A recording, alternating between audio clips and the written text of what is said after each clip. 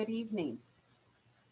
Thank you for joining us tonight for our presentation, welcoming our 6th grade students to Cotter Junior High School for the upcoming school year. We would naturally prefer to be with you in person, but due to continuing to follow the safety protocols, we find ourselves in this virtual meeting.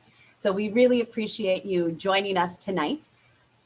And we'll try to give you a general overview of our program and of some next steps for you to do. You will find yourselves, many of you on this call, as some of the first students ever to be Cotter students joining Cotter Junior High. As our first grade ever of 6th graders, you are in a very unique and wonderful position. So we are excited to help you bridge the next step into your junior high school years. And we are here to celebrate that with you tonight. My name is Mary Eileen Fitch, and I am one of the principals here at Cotter. Joining me tonight in the presentation is also Dave Florney, another principal, and Celia Kaiser, our Director of Local Admissions. As we do all things at Cotter Schools, we begin in prayer. So tonight I'm going to invite Mr. Forney to lead us in prayer. Good evening. Please follow along on the screen. Let us remember that we are in the holy presence of God. In the name of the Father, and of the Son, and of the Holy Spirit. Amen. Good and gracious God, we ask for your help as we look toward a new year. Allow us to experience your presence and the many blessings you put before us. Open our eyes to the new challenges and exciting opportunities that this next new school year brings. Open our hearts and minds to new friends, new families, new teachers. Give us a generous spirit to be enthusiastic in our learning and courage to accept new opportunities. Help us to be attentive to one another and let us experience your presence in our relationships together. Jesus, inspire each of us to do our best, to learn at our best, to respect those around us, and to share your love. We pray that through Christ our Lord. Amen. Saint Joseph, patron of Cotter Schools, pray for us. Live Jesus in our hearts forever.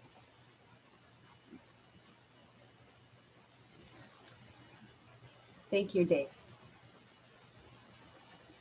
All we do at Cotter is grounded in our mission, and our mission continues to evolve as we are in a very unique and wonderful place in our school's history. As many of you know, this summer, we will be unifying our schools so that all the Catholic schools from Educare through 12th grade will be under Cotter Schools. And so our mission continues to evolve, but at the heart of it, it remains the same. We really form our junior high program in particular, but all of our grades in the area of teaching to the whole child. We have, as part of our mission, a challenge to help each student develop their full potential. And so we really look at this and speak to this when they're in junior high as well. We want to challenge them to reach that potential, but in a loving and supportive environment.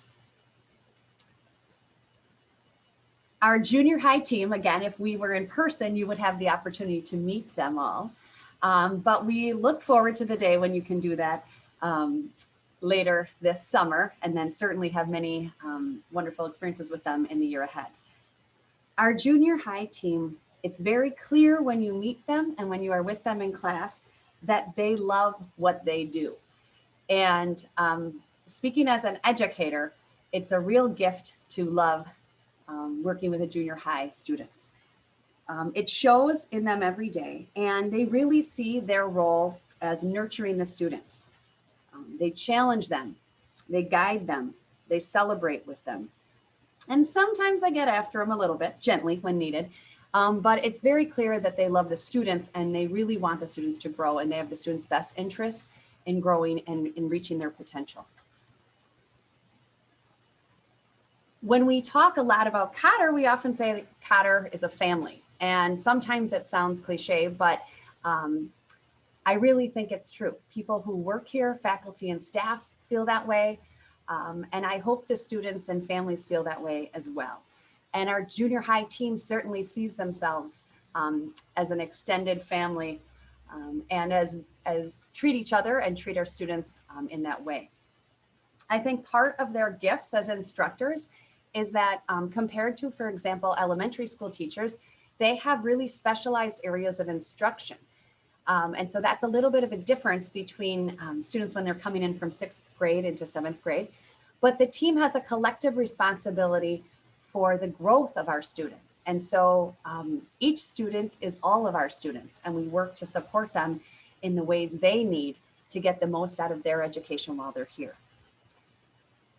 Our junior high team also has a great perspective on education. Some of them have taught elementary years. Nearly all of them have taught in the high school level as well. And I think this is a huge asset to our school in that the students receive good instruction when they're in junior high, and the teachers have an eye on the next 4 years of high school as well. And so they really help to prepare the students with the skills they need to be successful when they arrive in high school. Again, I feel like it goes without saying that our teachers and our staff are here to help you grow. They help you as you grow, and they're really, again, grounded in that mission to help you achieve your full potential academically, physically, spiritually, and socially. To give you a little bit of an idea about our curriculum overview, we have very strong core classes, and our teachers in the core classes work to develop skills that transfer between disciplines and certainly transfer to experiences outside of the school building. So it's strong both in the content, but primarily we focus on the skill development. Not only do we have a strong core, but we also have a very balanced arts program. And as you may know, this is not true in every school. All of our students in junior high have the opportunity and take an art class. All of them have the opportunity and can participate in band and in choir. And we have additional experiences outside of just the core or those curriculum courses where students can experience the arts. We have a junior high play, we have additional musical ensembles. And so there's many things that the students can do that are supported in that curriculum in the area of the arts. We also have a strong religious formation for all of our students. Certainly they participate in the religion class during the day, but as an extension of that curriculum piece, students also participate in retreats during the school year. And in regular non-COVID years, there's also an expectation and support for the students to do community service outside of the walls of Cotter. So the students have a lot of opportunity to see their faith in action and to participate in that.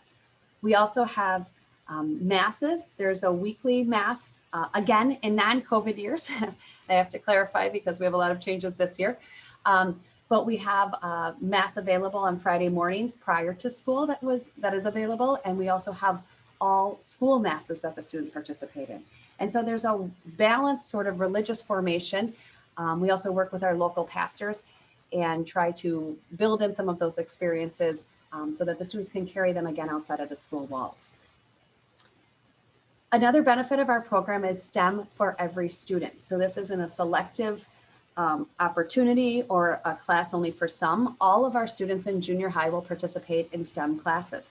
As part of their science curriculum during their 7th grade year, they will have a semester-long class in design and modeling.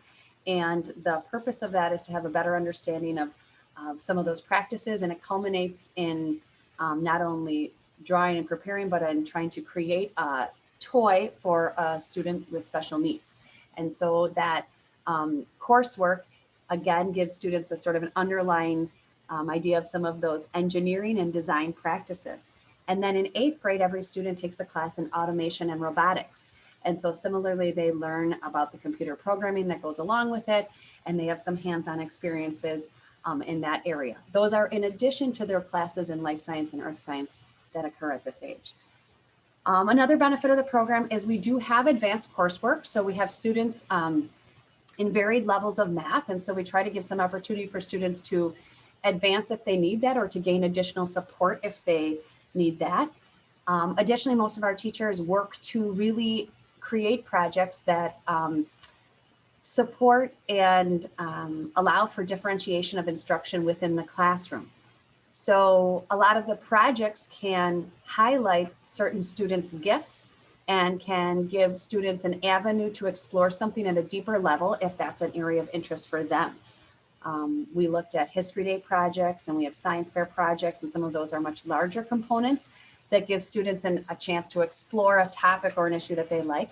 But that also happens with more frequent opportunities within sort of the regular curriculum. So the teachers really try to give those give those opportunities to the students on a regular basis.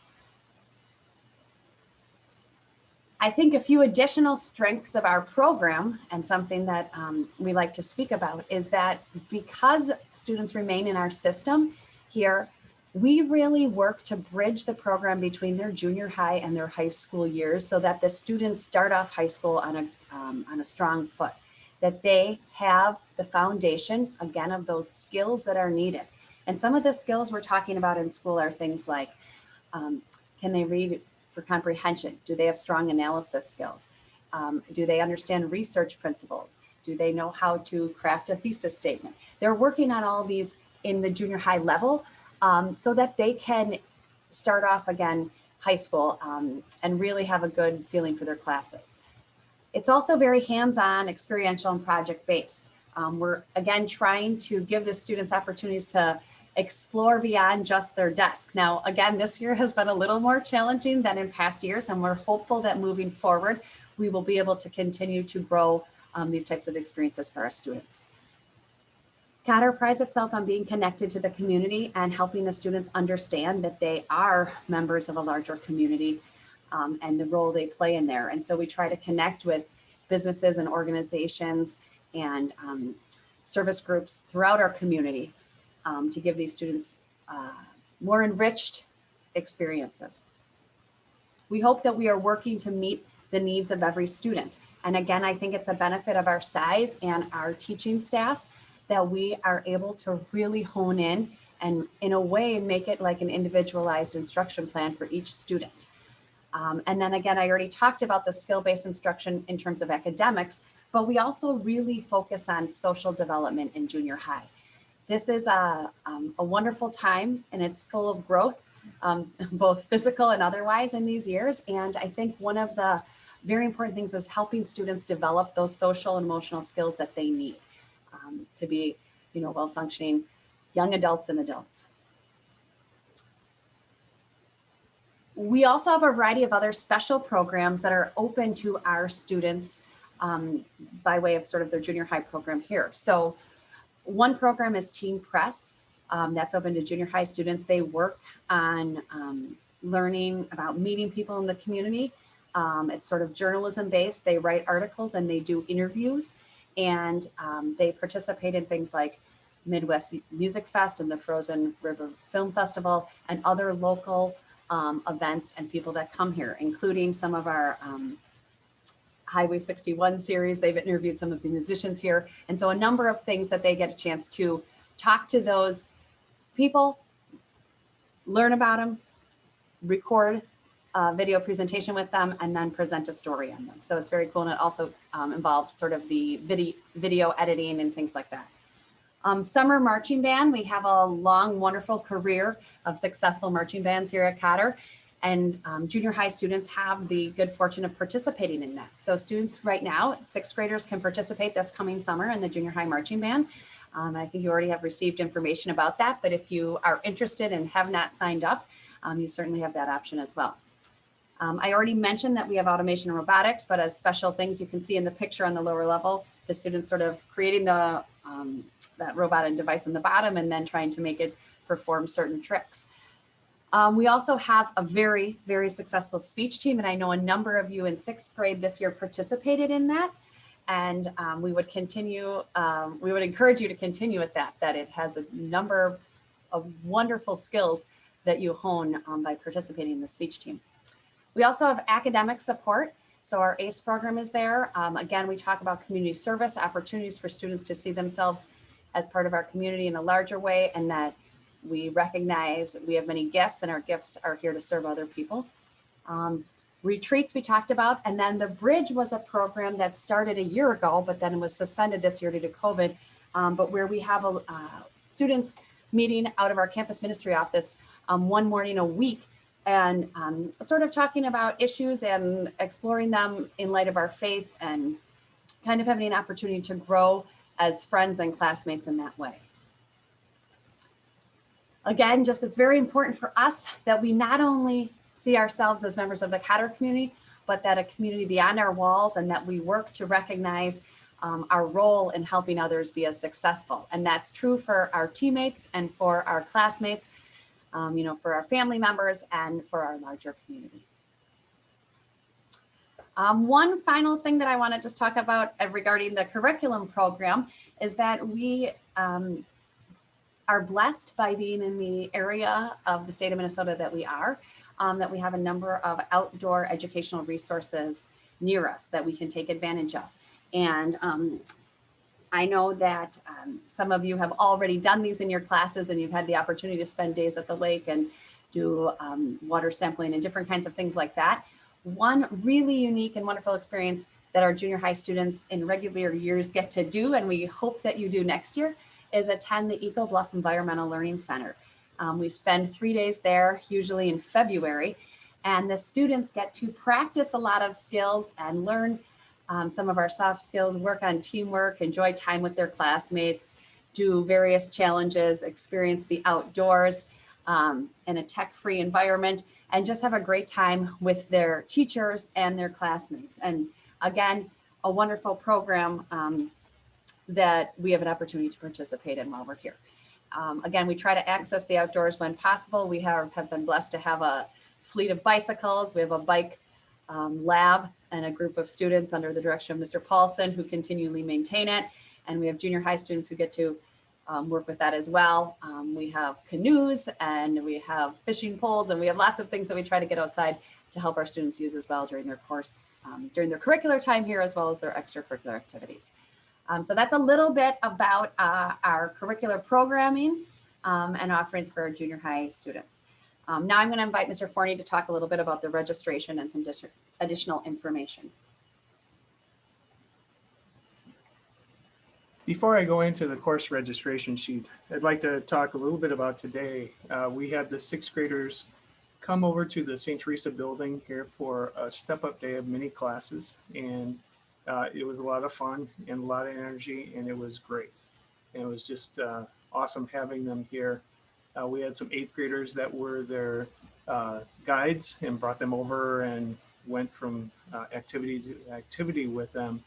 And it was just really a cool thing to see, and a lot of just good energy going on.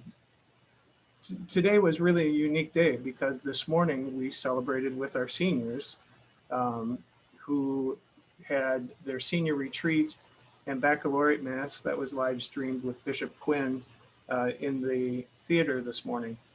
And they are a month away from graduation. Now I bring that up because your sixth graders here will be looking at that same stuff in 6 years.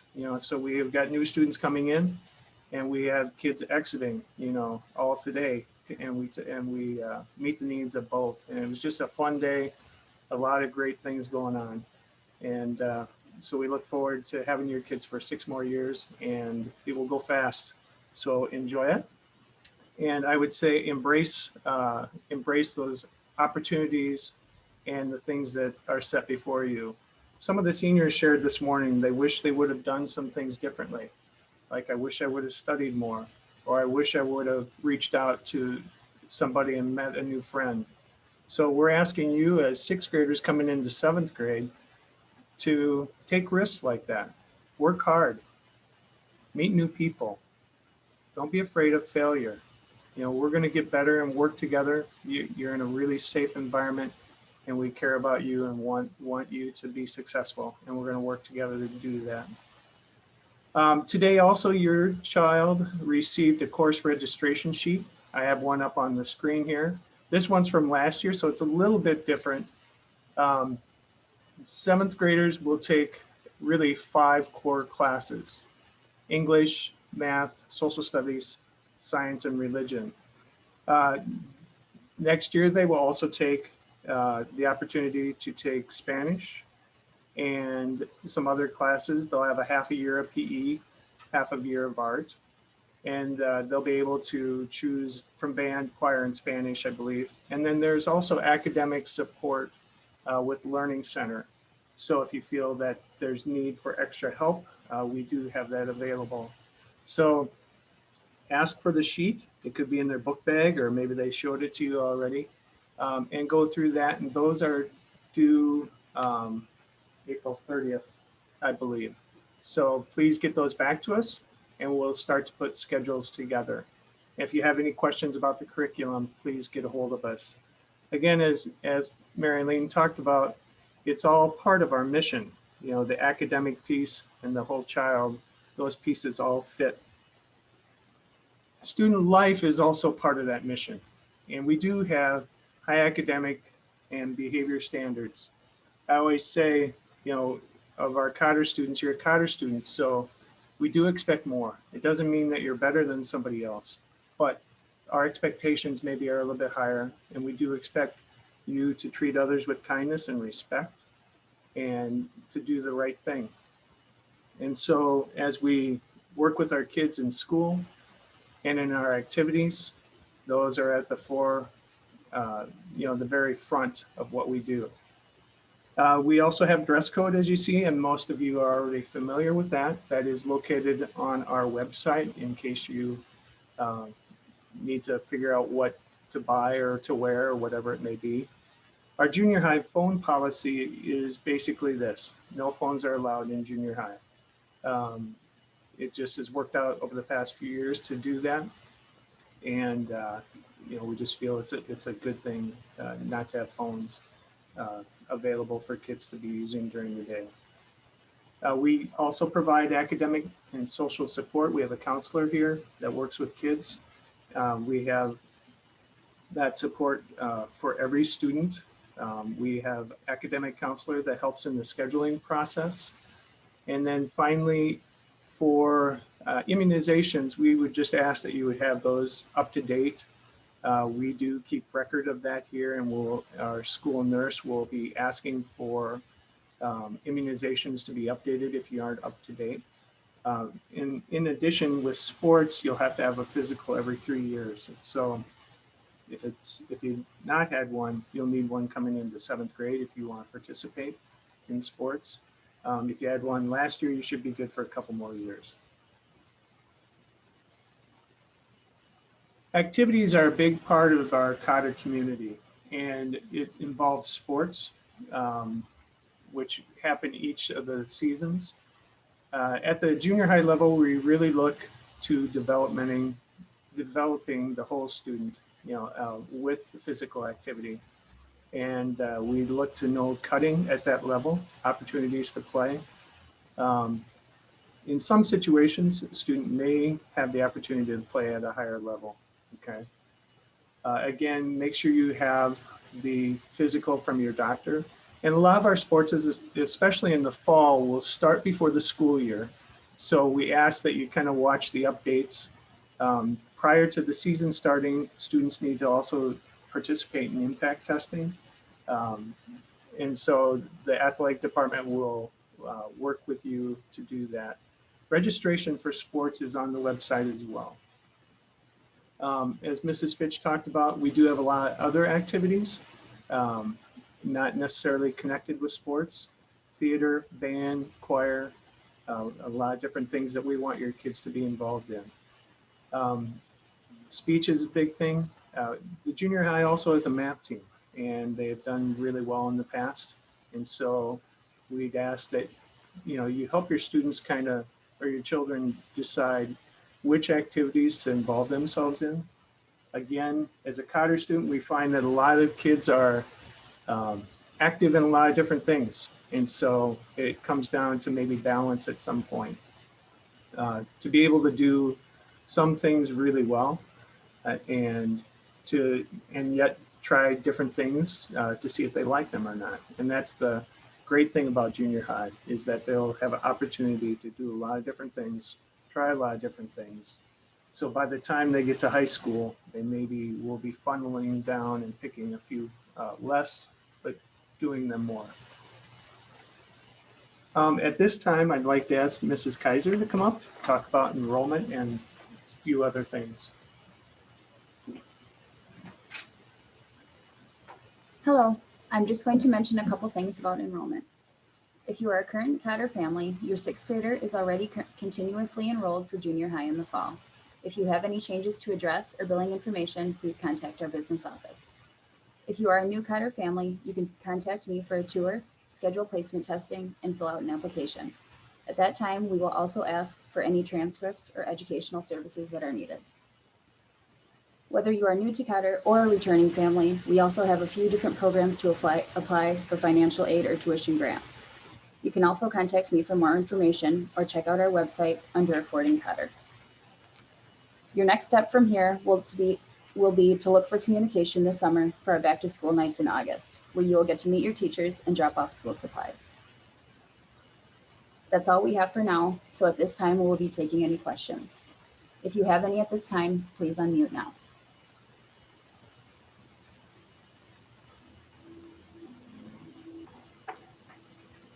Can you explain more about what the Learning Center is?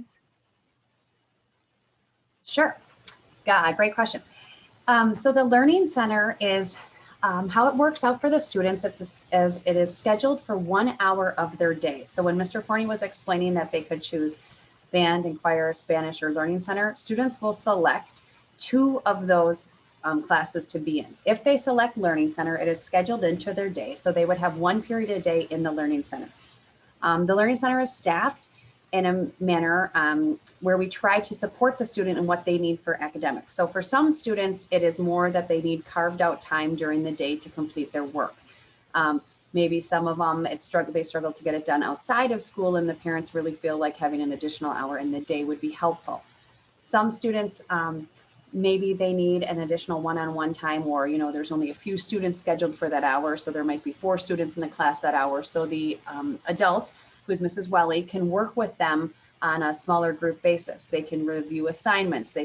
She can help with research. She helps them, tune their papers and things like that. And then it also, the curriculum for the Learning Center is sort of divided between helping the students practice academic skills. So they work, for example, in organization. They fill out their planners daily. They go through what are upcoming assignments for the week. They check their email. They check their grades to find missing assignments or anything like that. So they go through that skill development process, and then they also have time just dedicated with an adult there to help them complete their work.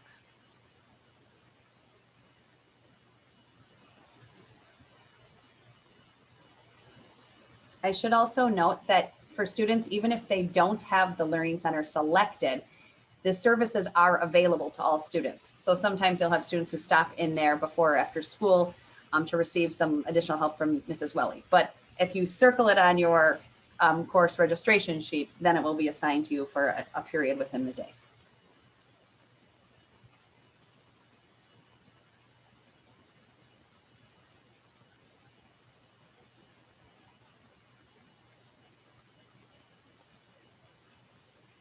Any other questions?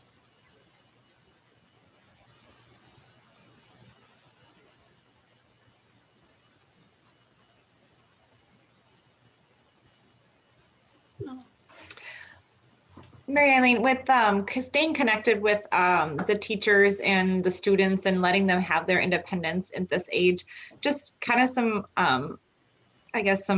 how to field that process as a parent with giving the kids their independence, checking in on grades and things like that you mentioned in the Learning Center. What would that look like for us as parents? Oh yeah, great question. And I'm nervous to wade into the waters of suggesting any parenting techniques. But no, I think it's a great question. And you're right. It is part of that bridge into high school. It's like, we're trying to help the students learn how to navigate their independence in these areas. So I think first and foremost, trust your instincts as a parent.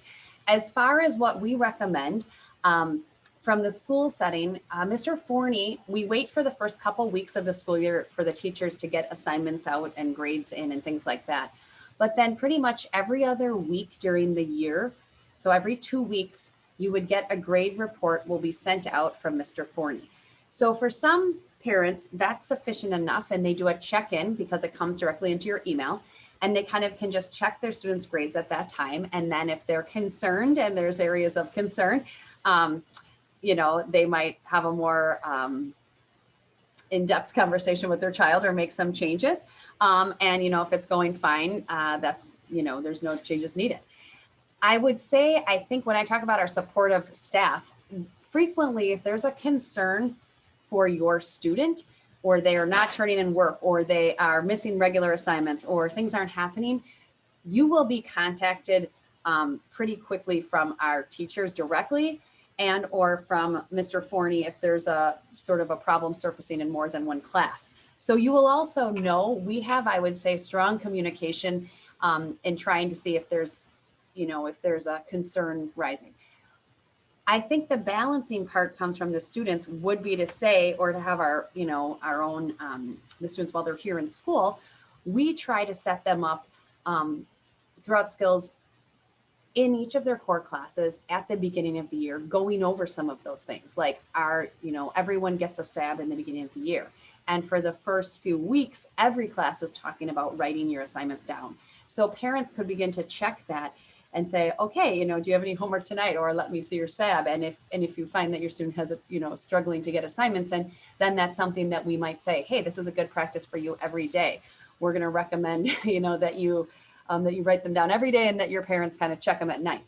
I think other parts, just to sort of answer the question about balancing it, it's a little bit like if the students, the more sort of success that they have in this, I think a lot of students have had to grow in sort of their independent academic skills in the last year because of COVID. So they've all had periods of time when they had to do more of the work on their own at home, or they were responsible for getting on a Zoom at this time, or they, needed to turn in an assignment in a different manner than they did before. And so I would say our teachers are helpful in kind of reminding the students and supporting them in that process. But because every student is different, we're here to work with you and to try to give you ideas as your child's, your student's situation presents itself. And I would say there can be a variety of creative responses to helping students get that. Some rely more on their friends to stay intact. Some, it is also, related to their co-curricular activities. So the more successful, a lot of our coaches speak to that. They say it's really important that you get all of your work done, your assignments come first. If you need to stay after school to meet with your teacher for a little bit. And so those are kind of part of the equation as well. But I would say our whole team approach, we're really here to help you as a parent as you're going through that process and as you're trying to navigate it for your own, specific child. I'm not sure if that was a non-answer answer, but that's, I think that's kind of the best we have right now. I don't know if anything else. Is it possible to go over the world language requirements at the high school level, and how does taking it in 7th grade help our kids? Okay, could you repeat the start of it? I was just wondering what the world language, so what are the foreign language requirements for high school, if any? Okay, yeah, so the state of Minnesota requires that you have 2 years, 2 credits in high school. So if your student enrolls in the class in junior high, for example, if they take Spanish their 7th and 8th grade year, they will complete Spanish 1 at the high school level over those 2 years of Spanish in junior high. So they would enter high school at Spanish 2. They still are required by the Minnesota state, requirements to complete 2 years. So they would then go through Spanish 2 and 3. So the benefit to the child is really that they will have a greater appreciation or gain a greater depth of knowledge of that language if they started, in junior high. They still have the opportunity, to continue. So if they've finished Spanish 3, then they can take Spanish 4, etc. So it's really gaining the perspective of, would you prefer to go deeper into that? You're just starting off with a higher level of Spanish when you enter high school, but the state requirement is the 2 years. I also wanted to explain, if I could jump back one thing to the previous question, just to answer about sort of another challenge, a little bit of a thing that we didn't discuss specifically in the presentation, is that junior high is usually the first time where the students change teachers and classrooms every single hour of the day. So compared to elementary, where you have a primary teacher for most of the day and then you leave for a few specials, in junior high, you move, between your classrooms every hour and you go to your locker, et cetera, like that. So that's another thing that we really talk a lot about, both at the back to school night event in August, and the students have their schedule and they go walk around so they can see where each of their classes are and they kind of map it out. But that's also a different change. So for some students, that's wonderful and they love it. And especially perhaps after this year where they've been in the same desk for a long time in the same room, that's great. But for others, it's a little bit of a challenge to stay organized. So that's some of what we try to help them with and try to balance that for the students. How much of the work is electronic versus paper-based? Great question. Again, let's not include this year. I would say, oh yeah, that's a good, I'm not sure I could give you a straight percentage. I would say the teachers do post things on Google Classroom. So there is the benefit of the technology in that if a student is either absent or needs to find it later, or the ease of submission, a lot of those things are in Google Classroom. And so they will use it that way. But I would say many of the teachers still have, paper and pen assignments, and they have, as far as the actual instructional periods, they have a lot more hands-on things. They may use their textbooks for a brief period or other materials in the classroom. They may view presentations on a large screen. As far as what they're individual for their research or putting together presentations or projects or developing slides or things like that, I would say about maybe in a daily class period, I would say about perhaps a third of the time. But a little bit, it depends on the subject. For example, when they're doing the automation robotics, they have their computers up all, the entire hour for the programming part of it. In art, they may not use it at all. In Phi Ed, they're not going to use it at all, right? In math, they may, depending on the lesson they're in, but in a regular year, non-COVID, when the instructor's in front of them, they don't use their devices at all. But this year, they've had to use them a lot. So, I think that a little bit is course dependent, but I would say, yeah, probably a third is use of technology.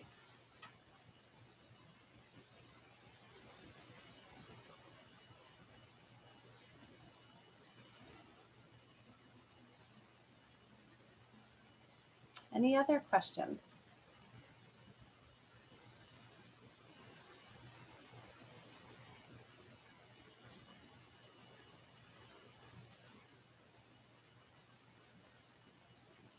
All right, well, we are certainly here to help you, and we are very excited for next year. I think it's going to be a wonderful opportunity for your students. We're excited to have them in the building. Again, as Mrs. Kaiser talked about, if you're already enrolled in Cotter, that a continuous enrollment happened, and if you're new to Cotter, please call, reach out so we can get you connected and you can come in for a tour and all of that stuff. We'd love to show you our facilities and talk more about the programming.